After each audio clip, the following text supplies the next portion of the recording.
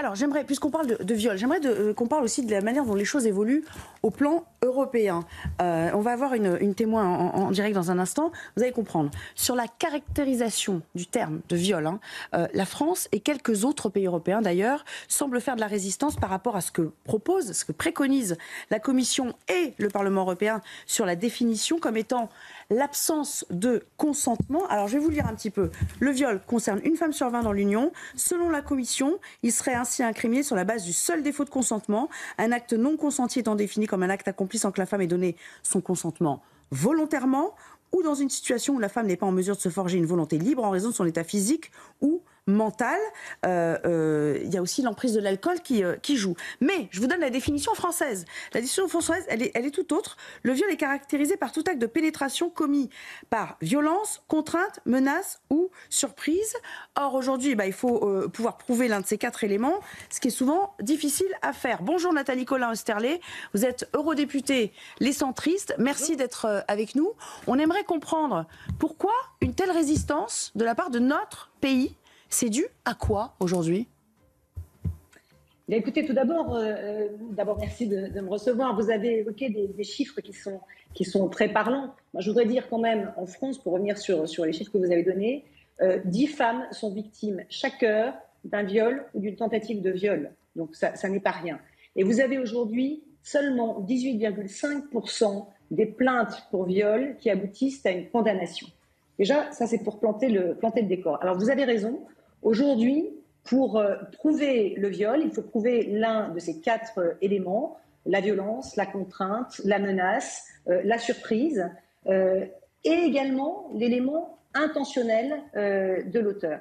Et cela explique, si vous voulez, que vous n'avez effectivement que 18,5% des plaintes qui aboutissent à une condamnation, tout simplement parce qu'il est très difficile de prouver notamment la contrainte morale et la surprise, en sachant que 90% aujourd'hui des viols sont commis dans la sphère proche, sphère intime, sphère proche.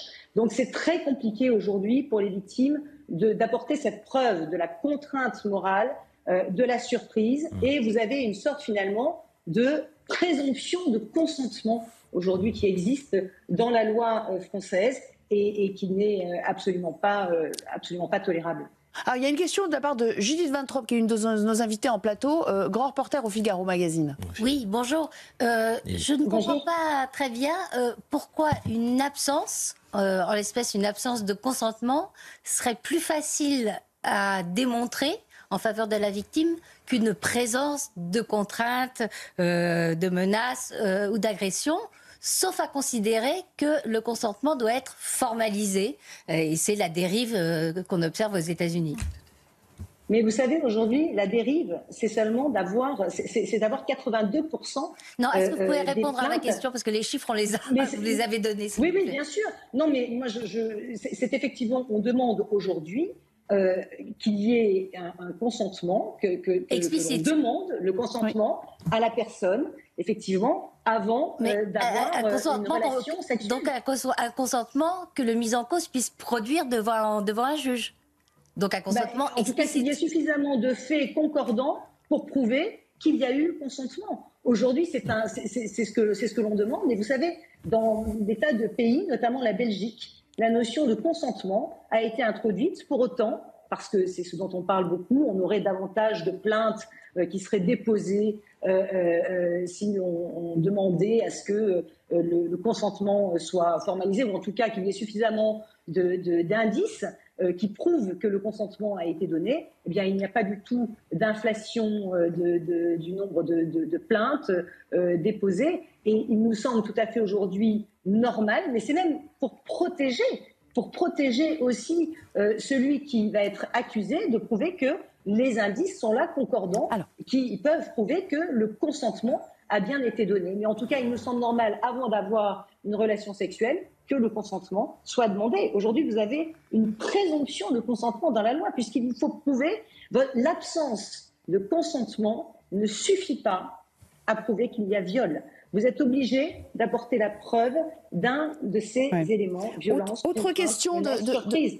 De Karim Zeribi, pour vous. Oui, question très concrète. Moi, je connais le travail de Madame la députée qui a écrit des tribunes là récemment sur le sujet, donc je les ai lues très attentivement. Vous êtes très engagée, Madame la députée. Mais cas concret, un homme et une femme se rencontrent dans une boîte de nuit, donc ils font connaissance et décident de partir, d'aller passer la nuit à l'hôtel. Ils ont un acte sexuel. Le lendemain matin, la personne va au commissariat et dit « Je n'étais pas consentante à cet acte sexuel ». Ça veut dire que la personne, l'homme, est accusé sur la base du non-consentement évoqué par la dame au commissariat alors qu'elle est partie avec lui dans une chambre d'hôtel après une soirée en boîte de nuit. Comment on fait pour protéger la femme, la parole de la femme, qui est la victime, et comment on fait pour protéger aussi l'homme de toute tentation, j'ai envie de dire, malsaine à cet égard, parce qu'il ne faut pas que l'homme devienne victime aussi. Je comprends votre question. Aujourd'hui, ce sont les femmes qui sont insuffisamment protégées. Et effectivement, le fait de demander un consentement avant un rapport sexuel pourrait mettre l'auteur, ou en tout cas celui qui est accusé, dans une situation... Sauf qu'il n'y a pas de preuve si le consentement est oral, en fait. Voilà. Il n'y a pas de preuve. On en revient. À moins d'avoir un témoin, il faudrait une tierce personne. Ils vont faire une attestation. C'est rarement le cas en la matière. Mais aujourd'hui, mesdames et messieurs, est-ce qu'on peut se satisfaire d'avoir une incapacité à prouver pour les femmes victimes, une incapacité à prouver le viol? Lorsque l'on voit comme c'est complexe, moi je vous invite à écouter l'audition du magistrat qui s'appelle François de Vallière, qui a été auditionné à l'Assemblée nationale et qui dit, et il pèse ses mots, qui dit lui-même que si une personne venait le voir en ayant été violée sous le coup de la contrainte morale, il ne lui conseillerait pas aujourd'hui d'aller déposer plainte parce qu'il sait que c'est perdu d'avance. Est-ce que c'est ça la situation aujourd'hui? Est-ce que le président, pour vous... Moi je crois, pardon, juste pour finir, je pense que lorsque l'on a lorsqu'on est consentant, lorsqu'on a une relation sexuelle avec quelqu'un, en tout cas, le consentement doit être libre et éclairé, et il doit quand même pouvoir, si ce n'est formalisé, comme vous le disiez, par écrit, au moins qu'il y ait suffisamment de circonstances qui prouvent que le consentement a été donné. Aujourd'hui, vous ne pouvez pas, dans 82% des cas, prouver qu'il y a viol. D'accord. On ne peut pas se satisfaire. Alice Cordier a une question, parce que je sais qu'on doit vous libérer ensuite. J'aimerais que vous réagissiez. Je sais si vous êtes vraiment en pointe sur ces questions, Alice, c'est quelque chose qui vous tient à cœur. Tout à fait. Alors, par rapport à ce que vous dites, Madame la députée, je salue votre travail au passage. En effet, je pense que ça répond en tout cas à une problématique qui est la problématique de la sidération. On sait que beaucoup de victimes, en effet, dans le cadre d'une agression sexuelle, sont sidérées. Pour faire un parallèle, c'est ce qui vous arrive dans le métro quand vous assistez à une agression. Vous pouvez ne pas réagir parce qu'en fait, vous êtes pétrifié par la peur.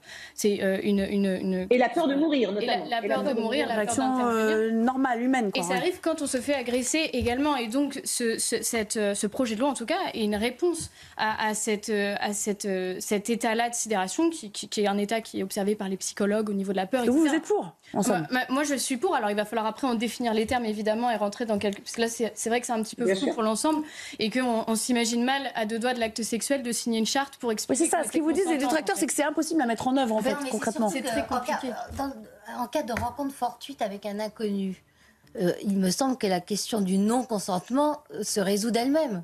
Quand un type vous saute dessus, il est évident qu'il n'y a pas consentement. Donc, c'est pas pour ce genre de situation que c'est efficace. Il y a un autre cas de figure où si je peux juste intervenir là-dessus, effectivement, dans le cas de la violence et de la menace, ça n'est pas très compliqué à prouver. Voilà. Effectivement, si vous avez quelqu'un qui vous agresse avec un couteau, c'est pas très compliqué à prouver à ce moment-là qu'il y a eu viol. Je parle bien, et c'est ce que dit d'ailleurs l'entourage, que je vous invite vraiment à écouter, je parle bien de situations de contrainte morale, de surprise, et je pense surtout aux milliers de l'état du droit actuel.